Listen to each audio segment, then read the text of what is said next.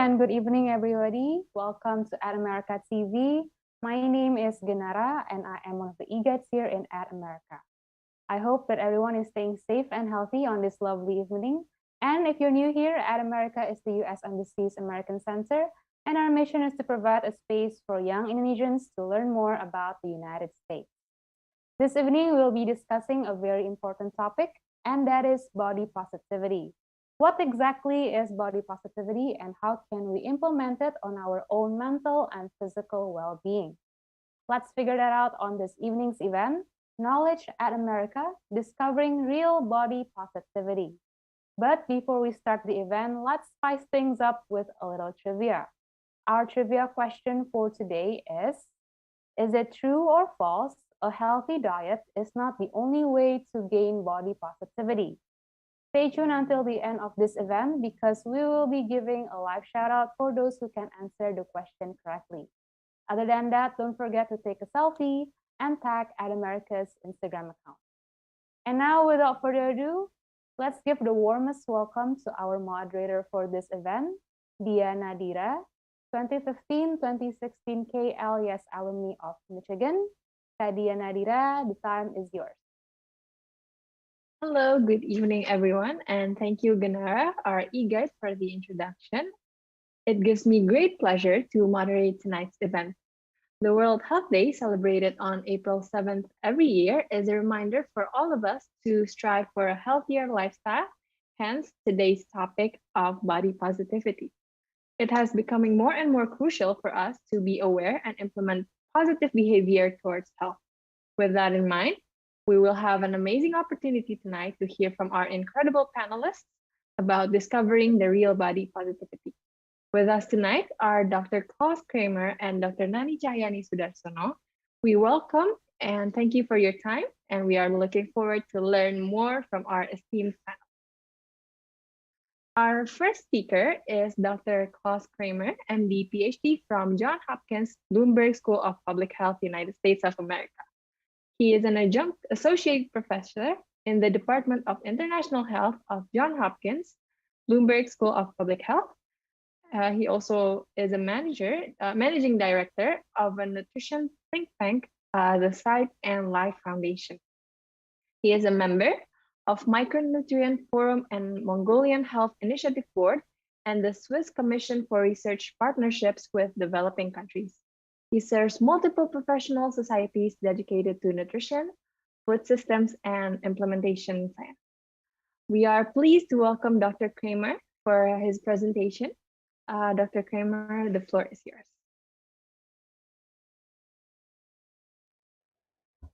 Thank you so much, Dia, for this very kind introduction. Let me just share my screen. Just to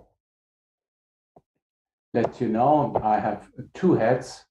I'm both an adjunct professor in the Department of International Health at Johns Hopkins, and I'm also the managing director of Sight and Life Foundation based in Switzerland. And I hope you can see now the presentation in the presentation mode. And yeah, it's really lovely to be with you today, and I'm thrilled to be on this panel. It's a great pleasure that I'm able to share with you what I really feel very strongly about, that is good nutrition.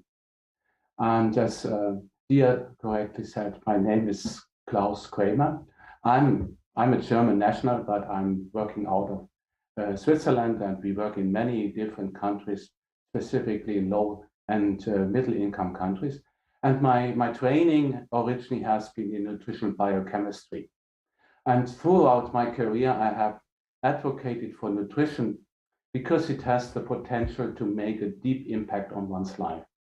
And the scientific evidence stands really behind a healthy diet, rich in vitamins and minerals, that it can improve health, growth, and unlock human potential.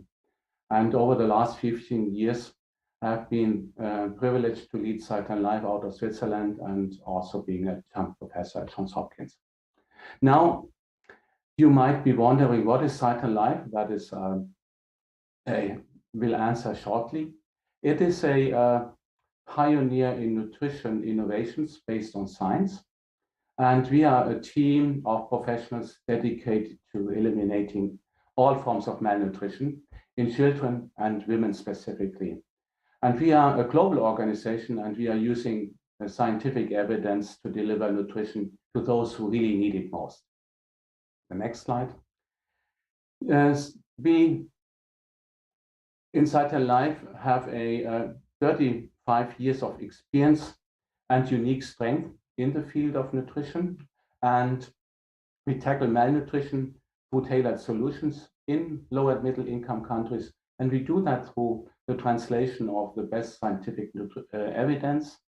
We do it through the developing of viable social business model, and we build sustainable public-private partnerships for lasting impact and implementation. And at the end of the presentation, I will give you a few examples of our portfolio at Cytel. Let's now go on to today's presentation. I will go through the global burden of malnutrition, share the importance of nutrition over the life course and its impacts, and finally, we will talk about the socioeconomic environments that affect nutrition, and then I will share two practical examples. As in previous years, the 2021 Global Nutrition Report finds again that the problem of malnutrition remains severe. The world is not on track to achieve the target it has set itself in its Sustainable Development Goals, and malnutrition in all its forms remains unacceptably high across all regions of the world. Nutrition is just more than what we eat. There are genetic and biological influences, as well as societal and environmental impacts, such as policy, education, food access, and health services. Societal and environmental factors, including the diet, interact with the human genetic makeup and determine health and well-being. A key stage we are very interested in is during the first 1,000 days of life. This is from conception to a child's second birthday, when good nutrition is critical for optimal growth and cognitive development. This is a window of opportunity to reduce undernutrition, improve maternal and child health, and can have positive and lasting implications across the whole life course, including a reduced risk of non-communicable diseases during adulthood. And good nutrition during this period can have also a powerful and sustained effect on a country's prosperity and even into the next generations. The economists, they speak in this context of human capital development. Going to the next slide. Without good nutrition, populations encounter the triple burden of malnutrition, consisting of undernutrition, which is the lack of proper nutrition caused by not having enough food or not eating food dense in vitamins and minerals, and overnutrition, of course, which is defined as the overconsumption of food to the point at which health is negatively impacted. And it's important to note that micronutrient malnutrition, or the lack in the diet of essential vitamins and minerals for optimal growth, can occur both in over and undernourished people. And while we at Cytel Life focus on undernutrition in our work, there's a need to also see the bigger picture in an ever-changing epidemiological landscape and to ensure good nutrition is accessible to everyone. Globally, we have more than 150 million children, or 22% of all children under the age of 5 are stunted. 50 million children are wasted, and each year more than 20 million babies are born with low birth weight. And this is an unfortunate start into life. And we have also 20 million children that are overweight. Driven by a number of modifiable risk factors, including unhealthy diet, tobacco use, physical inactivity, harmful use of alcohol, and air pollution, non-communicable diseases, or NCDs, are the #1 cause of death and disability worldwide. And this accounts even for 75% of all death. NCDs are not transmissible from person to person, And these conditions require long-term or lifelong care and include, for instance, cancers, cardiovascular disease, stroke, respiratory disease, diabetes, and mental disease, among others. And amazing 80% of NCDs are preventable. NCDs are sustainable development issue. They have an excessive impact on people living in low and middle income countries and are both a cause and a consequence of poverty. Overnutrition can develop into obesity, which increases the risk of serious health conditions, including cardiovascular, hypertension, cancer, and type 2 diabetes. Let's take a look at the triple burden of malnutrition and compare it in Indonesia with the United States. Overweight is higher in the United States than in Indonesia, and undernutrition is more prevalent in Indonesia. Anemia or low hemoglobin levels is significantly higher in Indonesia compared to the US. However, obesity is shockingly high in the US and on the rise. And also in Indonesia, tragically, obesity is becoming increasingly an important public health problem that needs to be addressed. How can we achieve good nutrition?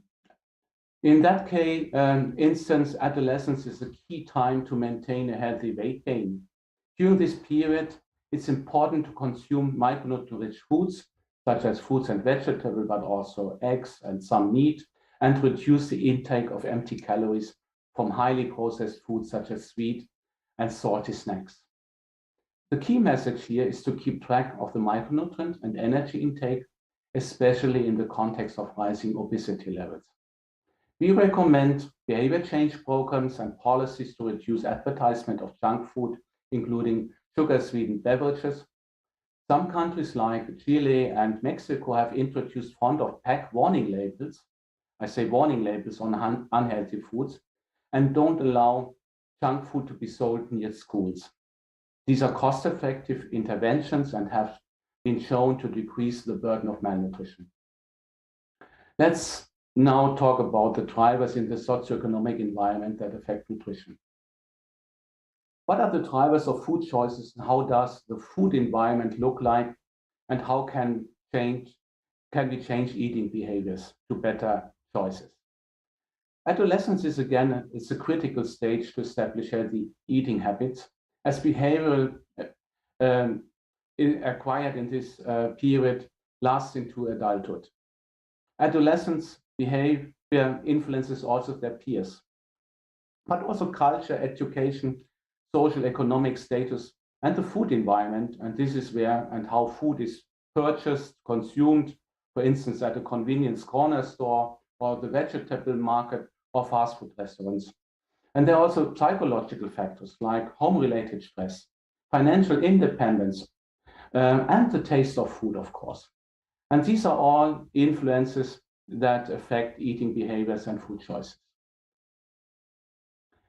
The evolution of policies have been different in Indonesia and in the US. Currently, the United States is focused on overweight and non-communicable diseases, while in Indonesia, the policies in place are still focused on undernutrition. And I would see the need to give overnutrition also more attention for Indonesia. We cannot look past the influence of social media when it comes to eating behaviors.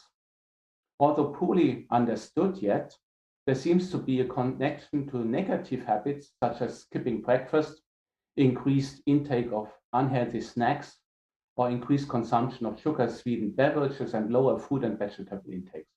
However, we have also found a study that did express that the exposure to videos from peers on healthy eating is more influential than so-called social media influencers in terms of increased vegetable intakes.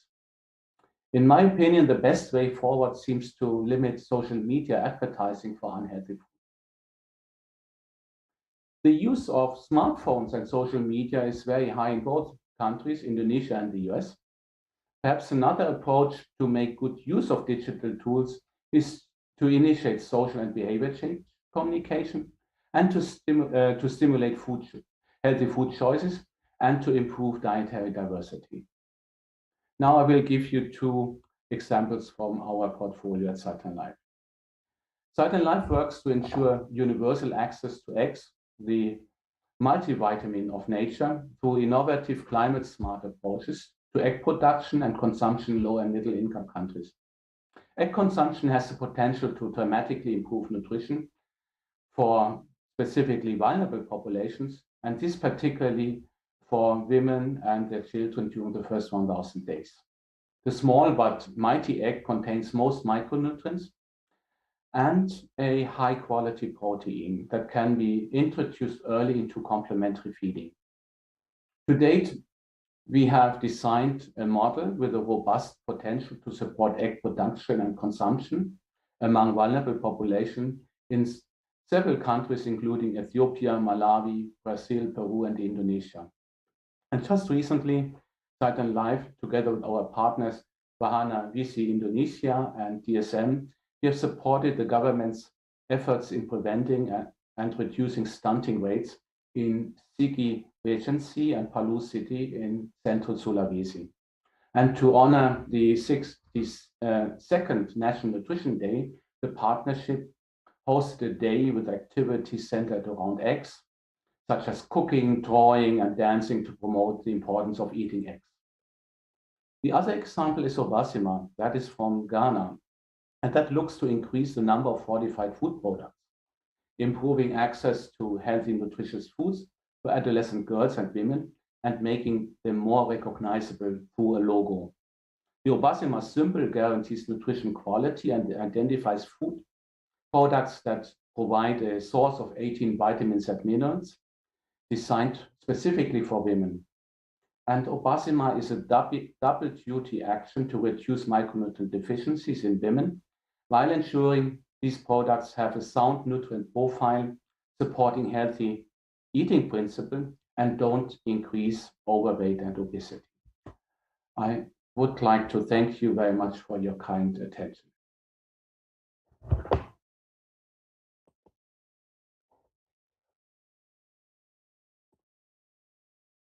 Thank you, Dr. Kramer, for the incredible presentation. It has enlightened us on what are the problems we face in the world currently, and also the solutions and some examples of case studies of what has worked and applied in different areas in the world. We also learned that nutrition is more than what we eat, and it has a societal and environmental factor as well, while vitamin and micronutrients are surprisingly one of the more forgettable aspects that we sometimes neglect, while it is very important to fill our nutrients need, and it can help us unlock our maximum potential, as Dr. Kramer has put it. So with continuing the schedule, we will proceed to Dr. Nani Cahyani Sudarsono, while we will learn more and more about other aspects other than nutrition that is very, very important for our health as well. We will be hearing from Dr. Nani. Dr. Nani Cahyani Sudarsono is a doctorate in medicine and specialist in sports medicine from Faculty of Medicine, Universitas Indonesia. She is the head of sports medicine residency training program, and also head of Center for Sports and Exercise Studies at the Indonesian Medical Education and Research Institute. She's a sports medicine lecturer and also a passionate researcher on exercise programs for non-communicable disease prevention and management. We invite Dr. Nani to share her expertise on our next session. And Dr. Nani, the floor is yours. Thank you, Dia, for the kind introduction. May I share my presentation first? Okay, can you see it? Yes, we have seen you. Okay. Well, first, I'd like to thank the At America to include this aspect in this talk. And also thank you to for inviting me as well. So I'm Nani Cahyani, and I work in Universitas Indonesia in the sports medicine division in Department of Community Medicine. Today we are going to talk about body positivity, and we are going to talk more about weight management in physical activity perspective. So these are our talking points for today. We are going to cover the physical activity, what is the guidelines, and then what sports and exercise can do in obesity management, and also how this will be managed during the COVID-19 pandemic. And also we are trying to see how the obesity is managed in US and also in Indonesia. So first, physical activity. What is physical activity? Everything includes in bodily movement caused by muscle contraction that require energy is physical activity. And we know that history of mankind showed that human beings are designed to walk long distance. Our ancestors were hunters, but now we are moving toward a sedentary lifestyle that showed that quite many changes. We can see that we are more and more showing a lack of movement that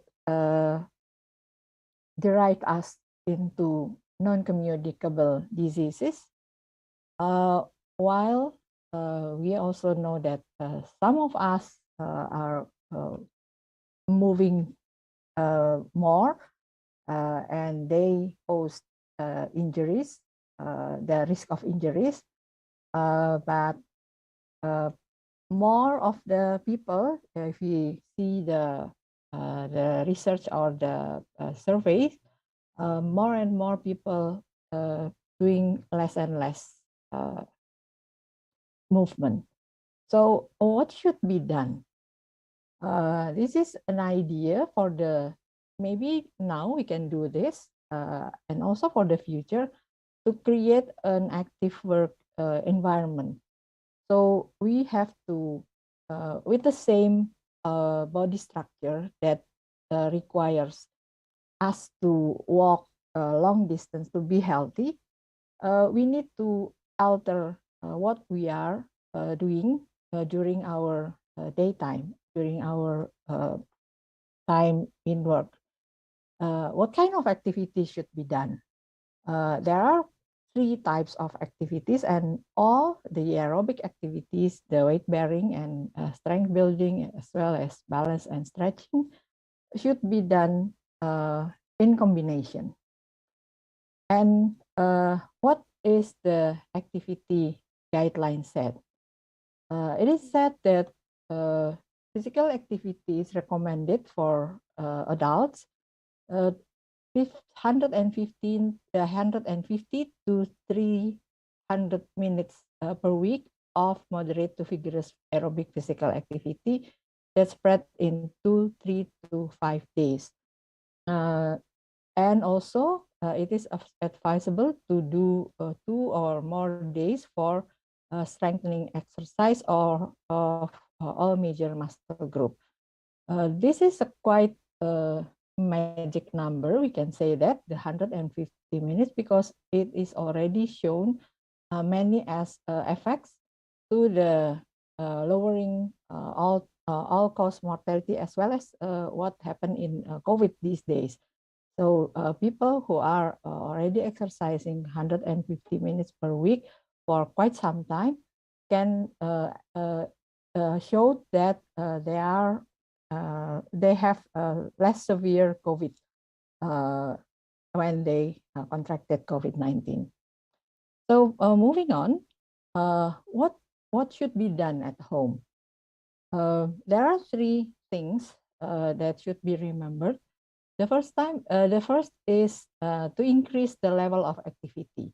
You all know that standing is better than sitting. So whenever you are able to stand, please do so rather than sitting.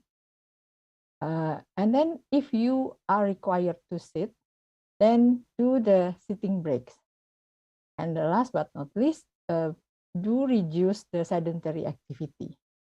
So how to reduce sedentary activity? Usually at home, we are watching TV, we do gadgeting, or we are just doing the couch potatoes. So those are things that should be reduced. You have to be able to alter that to a more energy required activities, standing, and do something while you stand. And you can consider to add more activities into your time at home. Let's say, what are you going to do during break? What are you going to do after work? Or what are you going to do on weekend? Or what kind of transportation mode that you choose? All those activities can be altered to a more active way. So those are things that you can choose to increase your physical activity level. So hopefully you can meet the 150 minutes recommendation. These are what WHO showed to us on how to do the physical activity at home. It's the same as what I already mentioned, with some additional activities such as try the online classes, or if you have to, if you choose to play video games, then choose the active video games. Or it is also nice for mostly for young people to try skipping rope, and do combine many activities, including the muscle strength and balance training. So those are the activities that is mentioned by WHO. And also during COVID, we know that many people are required to sit more. So you have to check your sitting posture, and you have to break your sitting by standing up. And maybe you can choose working by standing up. Okay. In terms of doing physical activity as exercise, exercise is a systemic physical activity that you have a certain frequency, how many days per week that you do, what kind of activity that you are going to do, in what intensity. All those activities now can be supported digitally. There are many platforms that you can choose, and many young people use this using smartphone, or a more advanced using a more advanced technology, virtual exercise. And I believe that many activities of this kind is already done in these past years. Other than that, you can also do or create a community exercise program. Say that it's a neighborhood group exercise, or a cycling group. Those are activities that can be chosen to make you meet the 150 minutes per week of moderate to vigorous aerobic activities. So what are the balance of energy expenditure and energy intake? You can see here, if the energy intake is more than energy expenditure, and when it happened for quite a long time, then obesity will happen there. But then we have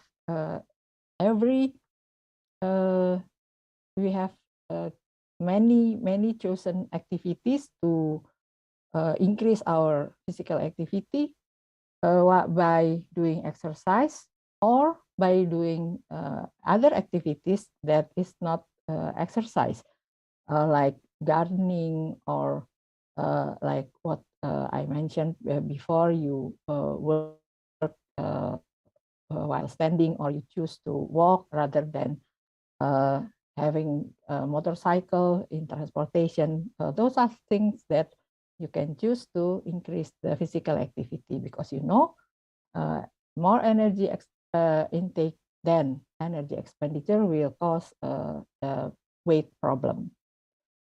But then research showed that the effects of exercise to the weight loss and fat loss, increased lean mass, and improved of aerobic capacity. But exercise only have a small role compared to combination of exercise and caloric deficit. So you have heard Dr. Klaus earlier. He mentioned about proper nutrition, and that is very important in obesity management. And the other thing is research showed that there is a large difference of individual response to physical exercise. We have the responders and non-responders, and it is still being studied. So we can see here that greater effects on weight and fat loss happen in aerobic training compared to resistance training only, or combination of aerobic and resistance training. But we have to see here that the load of the exercise should be more than the recommendation itself. So it should be more than 150 minutes per week.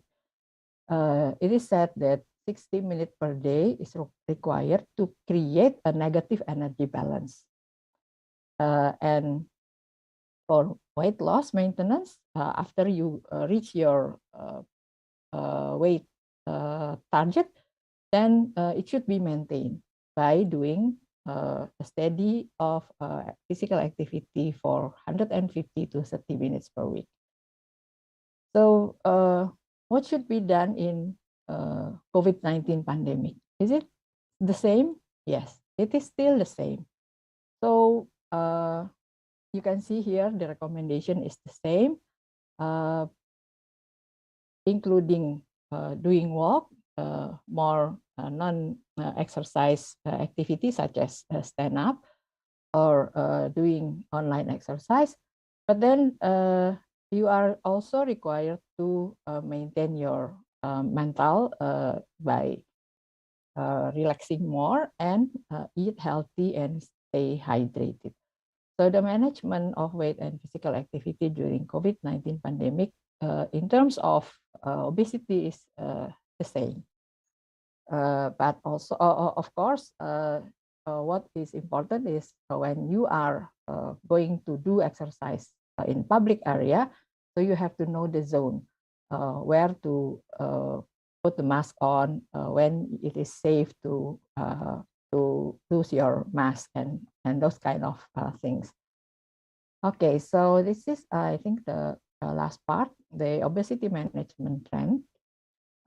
In Indonesia, we can see here that, and Dr. Klaus already mentioned earlier, that obesity rates among adults double over the past 2 decades. So we can see here our riset kesehatan dasar showed obesity from 2007 into 2018 is doubled. And sadly, the childhood obesity is also on the rise.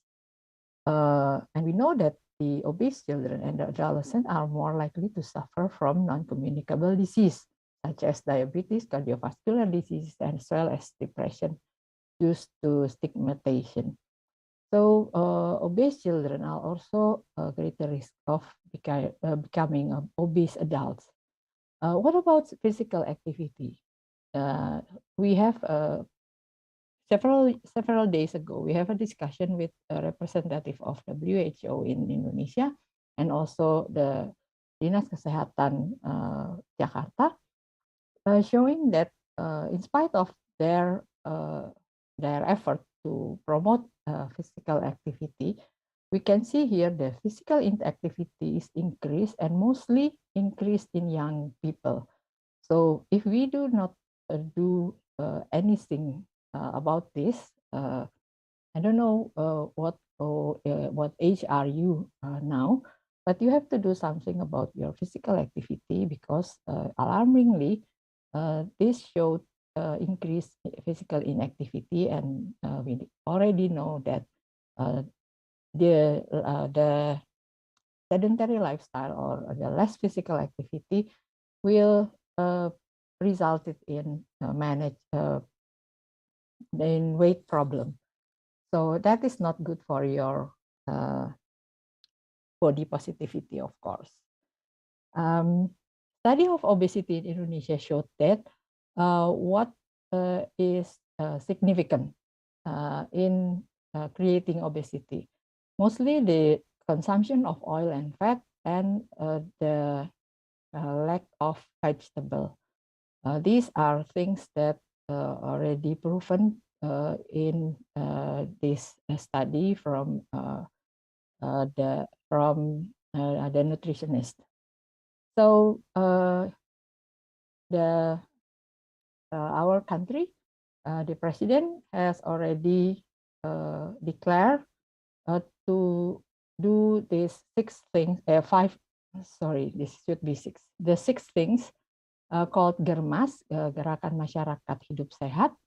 And through Germas, it is hoped that first people are aware to increase their physical activity and increase healthy lifestyle, and also everybody is required to create healthy food and promote nutrition rehabilitation. What is mean by that? That the access and to the healthy food should be increased, like Dr. Klaus said, that we have to be able to do that mostly for our younger societies. In the USA, yeah. With all due respect, we have around 1 minute to wrap up the presentation session. Thank you very much. Thank you. Okay, so this is what they do in the US. There are community efforts and also screening effort for children and adolescents 5 years and older. So they are already screened their children to be able to be consulted in a comprehensive interventional behavior. So the WHO showed these 4 things important for obesity management. First is to act early, from even from pregnancy. The nutrition is very important to prevent obesity, and then create better food environment and also safe spaces for physical activity and healthy habits. These 4 things are developed throughout the world to for us to be able to manage obesity better in the future. And this is already known very long time ago. Hippocrates, the father of modern medicine, already said that if we could give every individual the right amount of nourishment and exercise, not too little and not too much, we would have found the safest ways to health. So it is already known, and it is our responsibility to make it happen. Thank you so much for the attention, Dia. Sorry that if I passed the limit of the time. Thank you. Thank you very much, Dr. Nani Cahyani Sudarsono, for the important message that it is the physical activity for our own health and benefit. And we are entering a new era where implementing active work environment and maintaining healthy lifestyle are very essential. On the next session, we will be having a discussion with both Dr. Kramer and Dr. Nani. So perhaps I would like to start with Dr. Kramer first. Although differing in cultural and socio-economic backgrounds, you have explained that both Indonesia and the United States have high consumption of energy-dense and high-sodium diets. How can we learn from each other on the programs and solution to tackle this problem?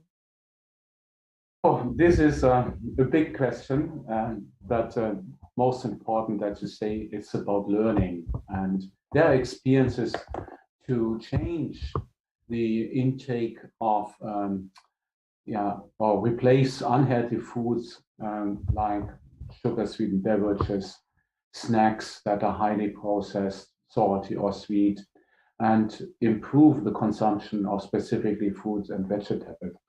One example I can share with you from the Baltimore area where Johns Hopkins University is located is specifically working with the corner stores. And the corner stores typically provide convenience food. They are open 24 hours. And the owners typically don't expect that they can make an income with selling perishable foods.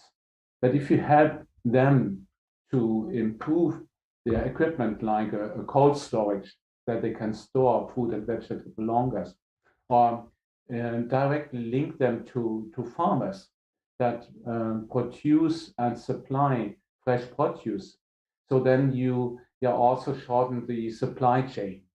And when you're shortening the supply chain and you reduce the number of traders or middlemen in between, you can also offer more cost-effective and less costly food and vegetables.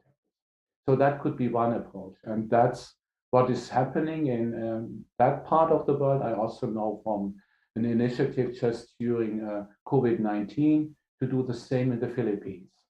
I'm not aware of a similar program or project in Indonesia, but I think that is something worthwhile to really try to connect the farmers directly with the market, or even with the consumers directly, with the households, so that they can procure fresh produce, and which is also seasonal. And that is another important point. We should consume seasonal fruit and vegetable because that is certainly cheaper, also for low-income households, and it provides the right kind of food that reduces the environmental footprint. And that's another discussion that's very important. How can we reduce food loss and waste and reduce the carbon dioxide production due to food losses and waste? Thank you very much, Dr. Kramer. So we need to strengthen the supply chain and reduce and also support the seller or farmer to provide better quality. So perhaps Dr. Nani would like to add to Dr. Kramer's statement. I'm not an expert in this area, but as a citizen, I can say that what Dr. Kramer suggests is will be very helpful for the society. I mean, you can see that people choose to fry everything, especially in Indonesia. Maybe also because of the climate, that food will degrade easily when it is not fried. But then how to store the food so it can be held longer, can be eaten longer, is another question. So having a supply chain of fresh produce, of course, is important, but also the price is also important because the sugary beverage and also the high sodium food or processed food sometimes is so much cheaper than the other healthier products.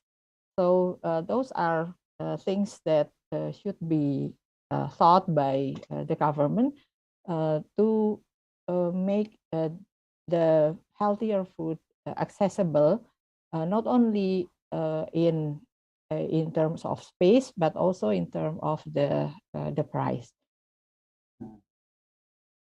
Thank you. Thank you very much, Dr. Nani. So it is the problem of accessibility that most probably low middle income countries or even also high income countries still struggle with in terms of providing quality foods. For the exercise part, I would like to ask about, so the majority of programs for weight management are keeping exercise for health benefits, but a lot of young adults probably think that their main motivation is to look good. How do you incorporate these two motivations?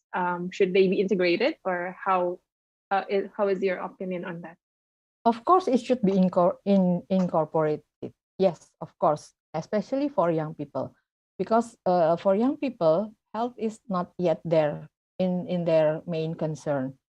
They are in their different stage of age that their thinking is more about looking good or being trendy.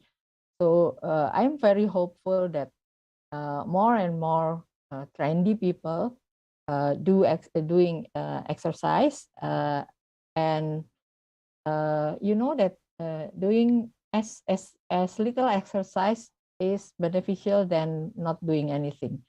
So as little as 10 minutes per day is okay, but then you all have to know that if you want to reach a healthier body that will survive through your adulthood and also the older age, that you need to do more. Nowadays, I believe more and more prominent people show their interest in exercise, and that's of course that's good. And I hope the government will create more space to do that, more space, safe space to do that for all age, for all abilities. Sometimes it's okay for people who can walk, but not so okay for people with a wheelchair or certain disabilities. I hope that the development of spaces will be increased. And I know that from the discussion earlier that the government already mandated every kabupaten to have a car-free day area. But you know that COVID-19 reduces the areas because that considered as breathing space for COVID. But we are now in the phase of better development in COVID. I hope we can go back to the activity itself. But exercise can be done anywhere. So I hope Dia and other young prominent figures can also show to their peers about how cool it is to do exercise at home. And you can be creative from there. Yes, thank you very much, Dr. Nani. I think that it is important to have a role model in our life, just our friends or families, to encourage us to maintain a healthy lifestyle as well. And speaking of influence and peer, Dr. Kramer also mentioned about limiting social media exposure and advertising to improve food intake. But as we all know, I think the progress of social medias are inevitable. So do you have any insight on a counteract initiative, for example, a positive social marketing for behavior shift, like having role models about healthy food or nutrition? Is it effective to have such efforts? Yeah, as I mentioned, it's important that peers who have a healthy lifestyle and healthy eating share that with the community, and that this is more influential than the so-called influencers that you will find on Instagram and other platforms. And I think that could start out of schools or out of the clubs of young people to start also communicating how they behave in terms of exercise and healthy eating. And there are many Instagram photos on food and from restaurants specifically, but also home prepared, and sharing experiences from the home on food preparation of more healthy food, using fresh produce for preparation, and sharing this with their own community and with others, and also to invite their friends and colleagues for dinner and over the weekend or in the evening. So eating together is very important to stimulate preparing food at home and freshly produced and not convenience food that you just have to heat like a deep frozen pizza, but rather really prepare the food and do it together. This is a very important experience. And then sit together for dinner. And it's has been shown that this approach is really improving healthy eating patterns, and also the density of the energy in the food will reduce to freshly prepared food. Well, amazing insights from Dr. Kramer about how we turn social gatherings, for example, as an encouragement for people to create fresh food and enjoy it together. I think that is a similar culture that both Indonesians and the Americans both enjoy. Yeah. So I hope the audience here will be motivated to implement the tips that Dr. Kramer has shared based on his long research and expertise. We would like to also add some questions from the audience. We have Suryani that is asking for both Dr. Nani and Dr. Kramer. So the question is, do you see a problem in the recent trends of diets such as ketogenic diet, intermittent fasting, and on the other side, intuitive eating promoted by prominent figures? So perhaps Dr. Kramer would start.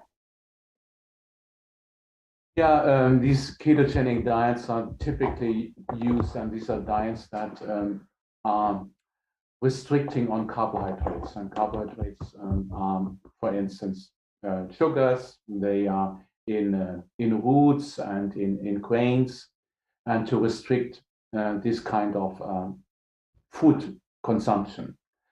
It can be done for a certain period without, in a healthy person, without significant health effects.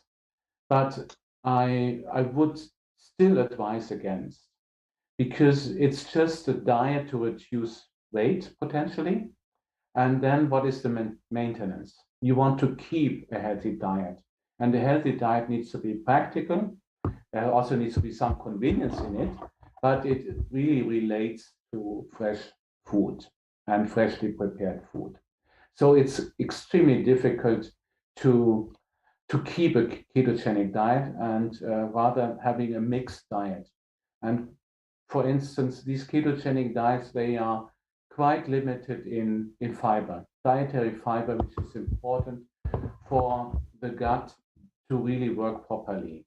And we have lots of research on fiber that is used by the bacteria in the gut, the so-called microbiota. There's a lot of research in that topic because it's related to human health, and also to the mental health, not only physical health, but mental health, because there's a direct line between the gut and the brain. And the right use of fiber is supporting these bacteria in the gut and making us basically happy and healthy. And here, these kind of nutrients like fiber are not in a ketogenic diet. So from that perspective, I would advise. But really having a mixed diet, it should have limited or small amounts of meat, can have small amounts of eggs. Fish is important. And then we have fruit, vegetable, and some starchy food that contain fiber. That would be a good mix and over the course of the day. So the emphasis on variety and also mixed diet is important. Okay, so for Dr. Nani, would you suggest or probably have any other tips on such type of diets and how it influenced the way our physical activity perhaps in having such diet? Yep. People who are active showed less craving for fat dense diet. So they tend to search or to consume more healthier food because of the way their body respond to exercise. So some studies show that the more you exercise, the healthier your choice of food. So keep on doing the exercise, and it will help you to choose a healthier diet. In Indonesia, what is already found out the culprit is the fat and oil and less vegetable. But we know that our traditional culinary consists of many ways of cooking other than using oil. So keep on exploring, and while you are active, I believe you will tend to search for more non-fatty food. It is very interesting that how you start your day with fresh and healthy food will continue the cycle of wanting to exercise, and then the exercise will also induce your appetite for more healthier and fresh food. So I think the problem is when to start and to continue for all of us. Yes, very right. It's very, very interesting. So we have a lot of questions incoming from the audience. Okay, so next up is regarding body positivity from Sharina. So the question is, what are the problems with body positivity, probably regarding the exercise and also nutrition? From maybe we start with Dr. Nani first.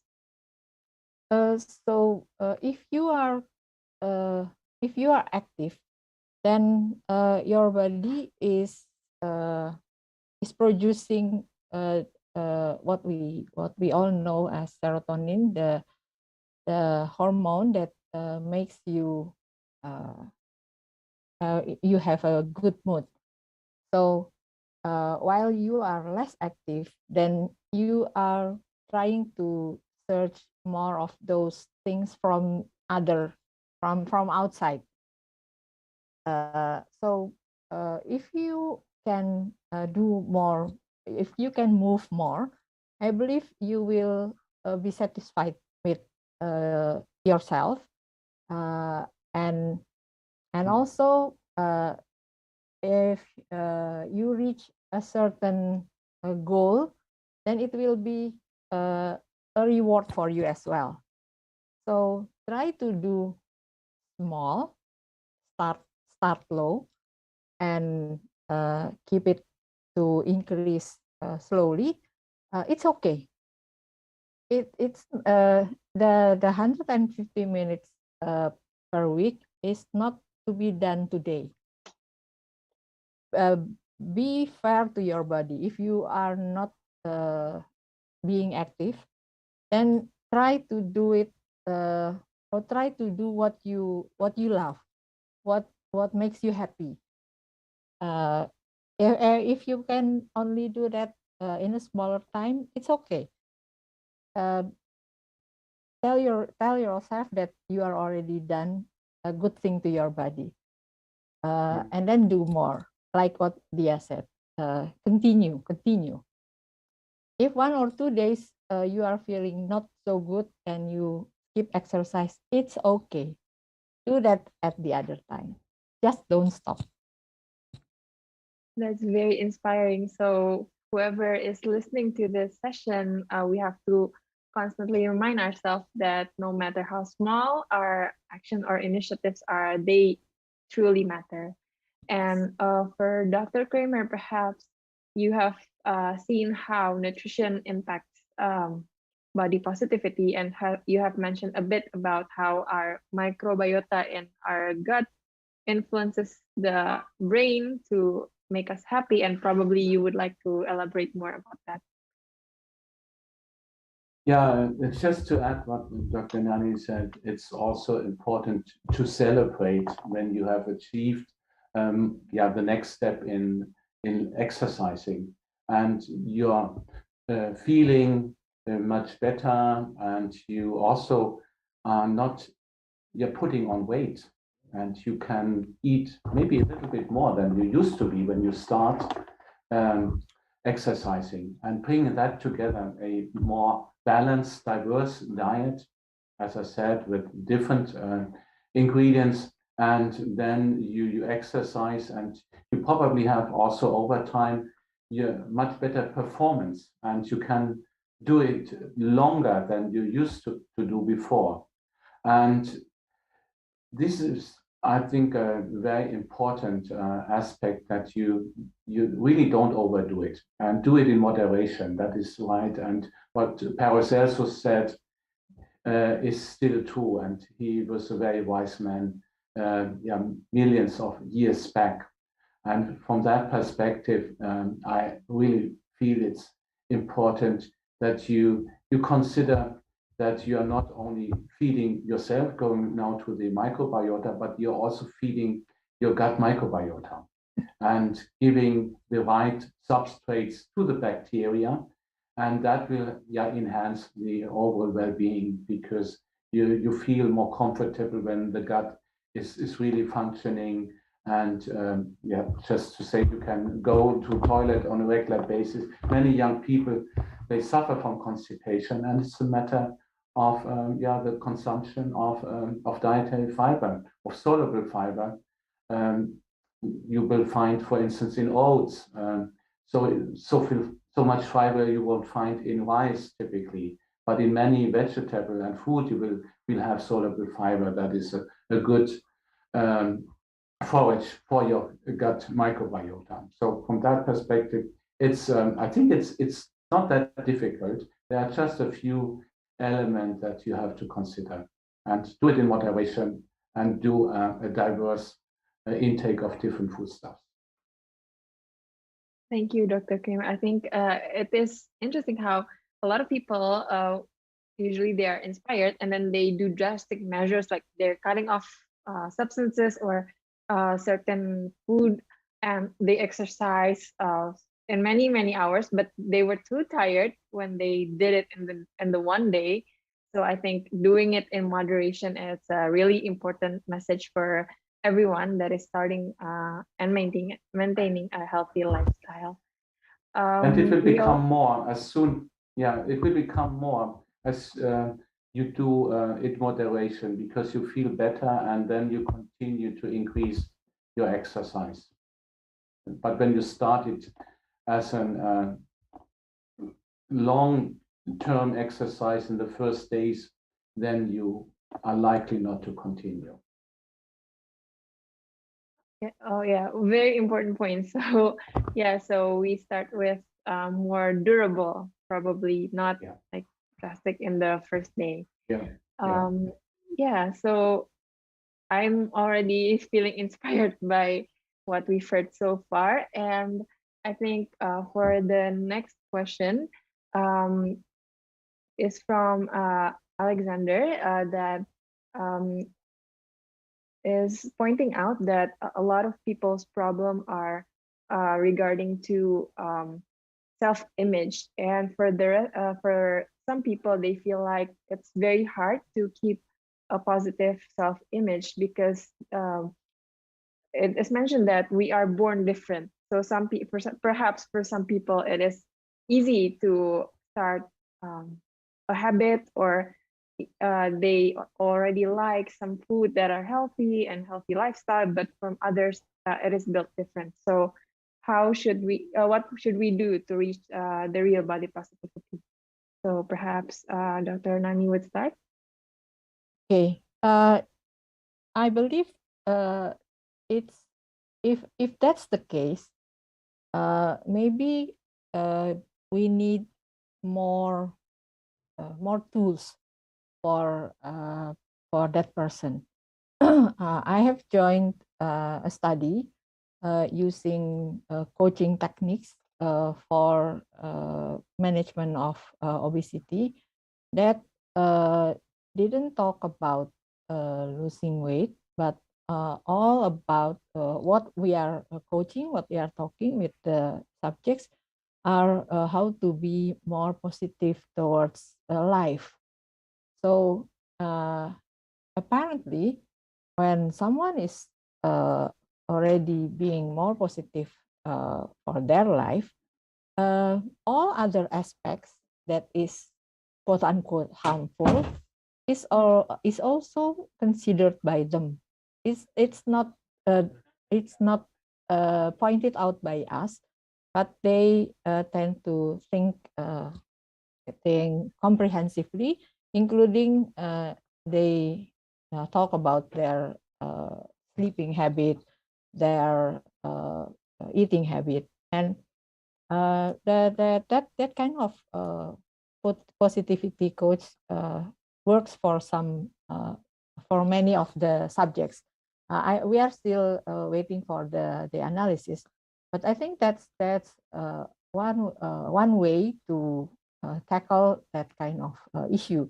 If the positive self-image is the problem, so it's not everybody like that.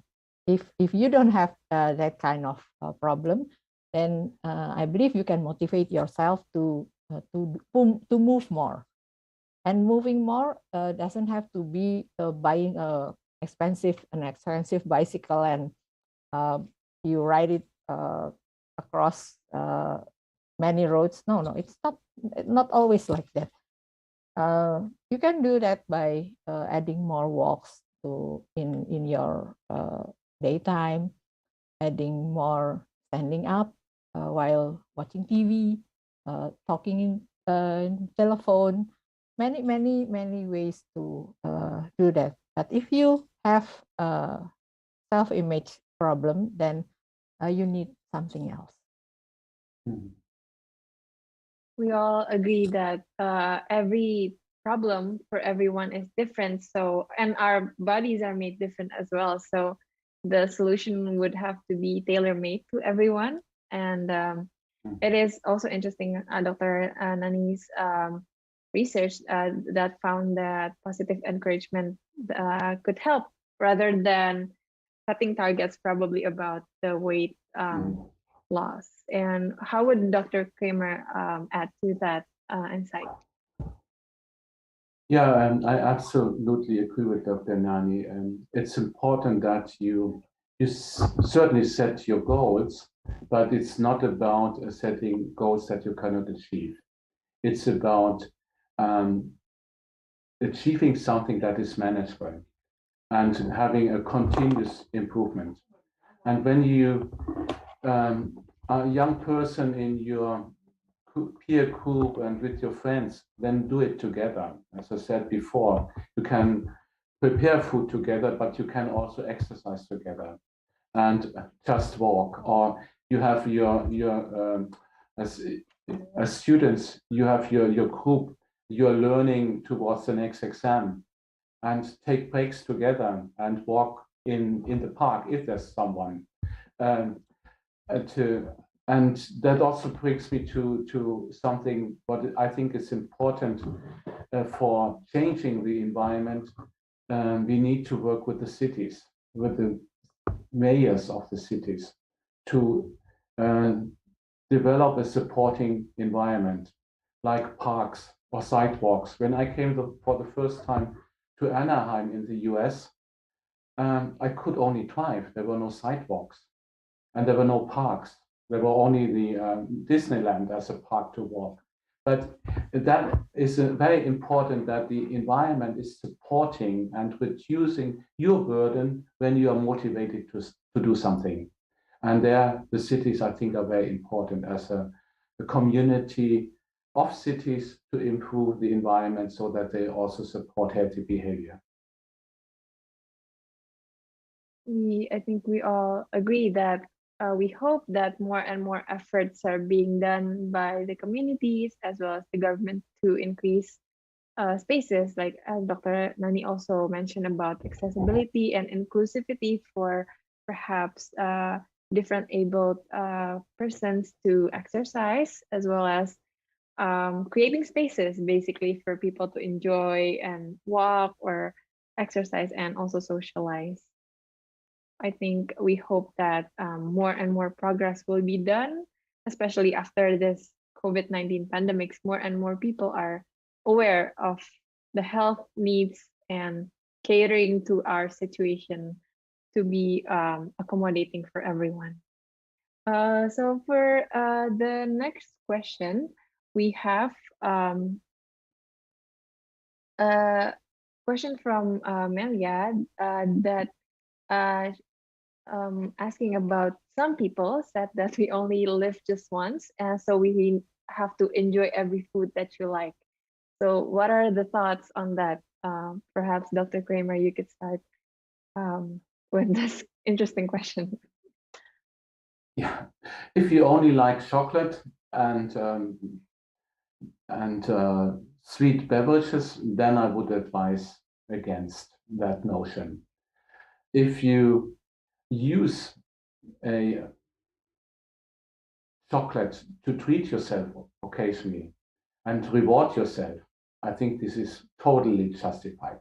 And not to ban all kind of food that are perceived as less healthy, but using them more as a reward when you have done well in your exercise, for instance, and you have burned a lot of calories. But otherwise, I would really encourage to learn and enjoy what is a healthy, diverse diet, because then it is easiest to maintain weight when you take a diverse diet that includes different ingredients. And I forgot to mention nuts and kernels are very healthy because they are providing many nutrients like vitamins, minerals, and fatty acids, essential fatty acids. They can also be used as a reward. And a handful of nuts is really, or almonds is recommended every day to provide a significant contribution to dietary needs. So if you have nuts as a food that you like, then you can certainly have some of them every day. Thank you, Dr. Kramer. So it's important to be wise on what we choose, and we can also use our favorite food as a reward for what we've accomplished this far. So perhaps Dr. Nani has an insight about what about rewarding every time we have we did some exercise. Yeah, that's what many people practice. But then, like Dr. Kramer said, you still have to be very wise in choosing what kind of food that you use for reward itself. And maybe what should be alarmed is to not doing exercise as what to say, doing it not to try to do extreme exercise. It's the moderation is like Dr. Kramer said, is more advisable. It's healthier and it's safer. You know that in terms of immune system, the heavy exercise is doing not so good to your immune system. The moderate exercise is better for your immune system. So if you want to do your exercise for your health, then do it in a healthy way and choose your reward safely as well. Yes, it's important to pick the right rewards. Otherwise, it could be harmful as well, as Dr. Nani mentioned. Also, but also have to be wise in picking your exercise as well. Yes, to the right exercise for our immune system as well. So we have the next question from Putri Sukma. She asked that, is that true that some people will have a hard time on losing their weight because of certain circumstances? Because she has tried many ways to lose weight, like exercise, diet, and so on, especially after a pregnancy. So can you perhaps give advice on these circumstances? Okay. Actually, what so far what we know to lose weight is to be able to maintain negative energy balance. But then study showed that some kind of exercise are effect better to a person than the other. And what I mean by that is sometimes and now the research is going on that way. Sometimes the gene has influence in the response of the body through exercise.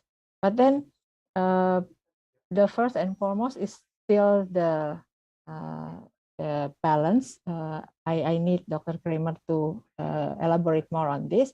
But in terms of the kind of exercise, there are some evidence showing that a certain, let's say now high intensity training is hype, but it showed that some people with a certain gene not respond better than the other.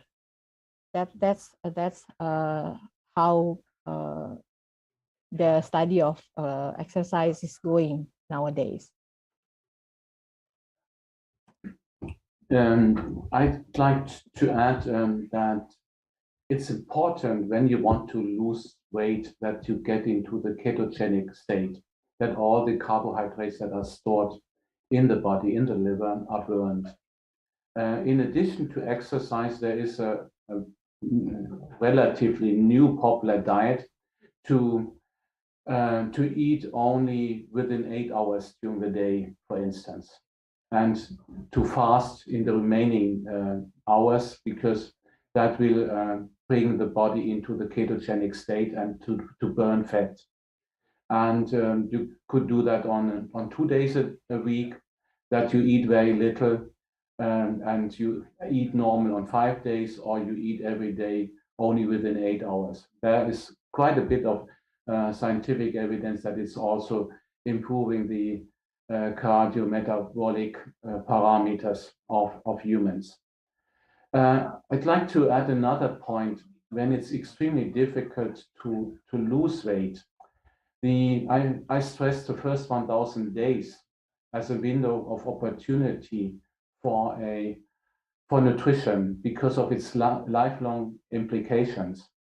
And when a child is developing in the womb of the mother and afterward in a very poor environment where the mother is not able to nourish the fetus adequately, that leads to a change of the genes. It's called epigenetic change that makes the child more prone to put on weight.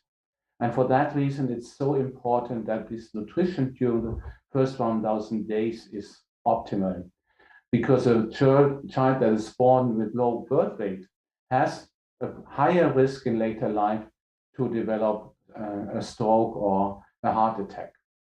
And we have experience from a a number of settings during hunger crises in the Netherlands after the Second World War, and also in the UK. So that is very important, and I would really encourage that also women during pregnancy get their micronutrients. And there's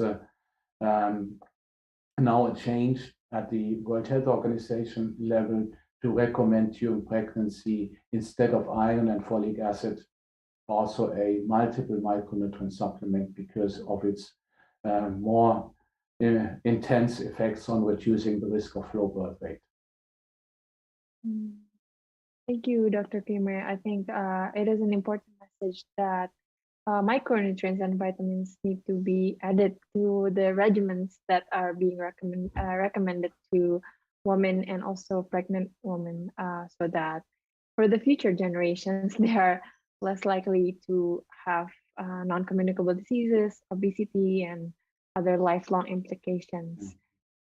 So as we are nearing our end of the session, although we are having such wonderful time, perhaps we would like to ask to both of our panelists about your message to the audience regarding positive body activity, positive attitude towards health, and what would be implemented in the future for each and every one of the audience. Perhaps Dr. Kramer would like to start.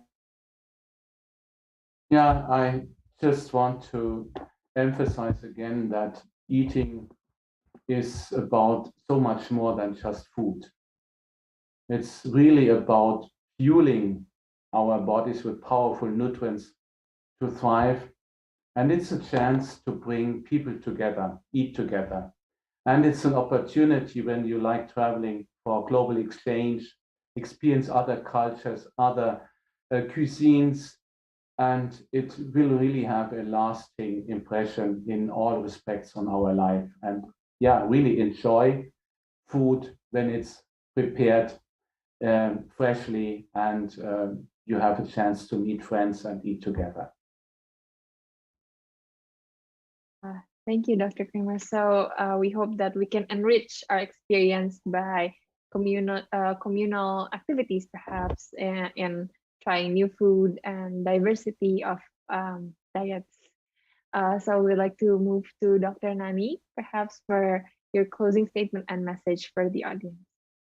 Okay, so after all these discussions, I really hope that you can find that being active is cool. It is, you can become a cool person, and it will gather cool friends. So you can do exercise with your cool friends, and hopefully along the way you can be a better mood person. You can be a healthier person. You can break the inheritance of diabetes, let's say, or obesity, or other non-communicable disease that happened in the past. So I really hope that the future generation will be able to find themselves what are the active, cool way to do your own activity. Do that every day. Small steps is okay, but be consistent and get your reward at your later stage of life. Thank you.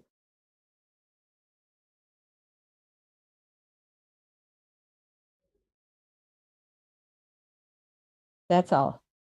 Thank you very much, Nani. So we hope that it starts with how we see, or our outlook towards healthy behaviors, exercise, and then how we think, and then how we socialize, and how everything will come together as a healthy habit. So thank you very much. So to both of our panelists, we have learned that it is crucial for the body to have nutrient-rich food, also a variety and mixed diets, and in addition, moderation is also crucial to maintain sustainability of healthy lifestyle. And Dr. Nani has also emphasized on energetic exercise and how it will help maintaining our ideal weight, and it gives you better confidence as well. And we can incorporate physical activities in our daily schedule, starting small and gradually increase to finally achieve our physical needs.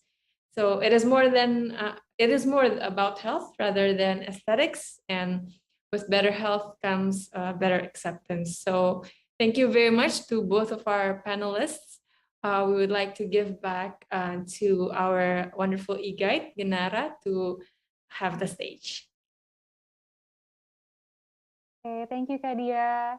Thank you so much, everyone, for your participation today. And I hope that everyone gained a lot of knowledge and insights regarding body positivity from today's discussion. We would like to thank our speakers, Dr. Klaus Kramer and Dr. Nani Sudarsono, for sharing us your knowledge. And also thank you as well to our moderator, Kadia, for moderating today's discussion. Now, earlier in this event, we asked audience members a trivia question, and that question was, is it true or false a healthy diet is not the only way to gain body positivity? And the correct answer to that is true. There are several other ways, including positive affirmations, complimenting others, and focusing on your physical features that you like. Shout out goes out to @Meli_An from Instagram for answering the question correctly. And thank you to everyone else who has also participated on our question of the day. Now you may be wondering, how can I develop an awesome idea for @America? It's very easy. You can visit our website at www.atamerica.or.id, and then you can select create an event and collaborate with us. All event proposals coming to us will be reviewed, and your event might be featured with us soon. Also, don't forget to follow our social media on Instagram, Twitter, and also Facebook at @America for our event updates, fun content, and so much more.